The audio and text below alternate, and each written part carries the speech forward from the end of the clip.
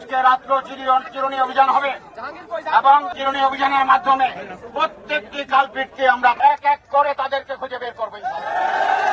আমি নিশ্চয়তা দিতে চাই, এখানে যারা পুলিশ আছে রেসপন্স করতে দেরি করেছে তাদের প্রত্যেকের বিরুদ্ধে আমি ব্যবস্থা নিব।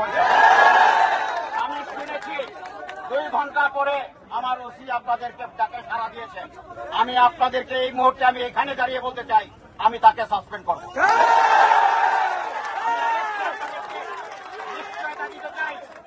আমি নিশ্চয়তা দিতে চাই, যারা এই ফেসিবাদের সাথে আঘাত করবে তাদেরকে পুলিশের চাকরিতে করতে দেওয়া যাবে না, চাকরি করবে না। এতদিনের যে পুলিশ, যে ফেসিবাদ পুলিশ তৈরি হয়েছে, সেই ফেসিবাদ থেকে পুলিশ বেরিয়ে আসতে হবে, জনগণের পুলিশ হতে হবে। তাদেরকে কোনোভাবে বরদাস্ত। ইতিমধ্যেই আমরা 16 জনকে গ্রেফতার করেছি। আজকে রাত্র চিরুনি অভিযান হবে এবং চিরুনি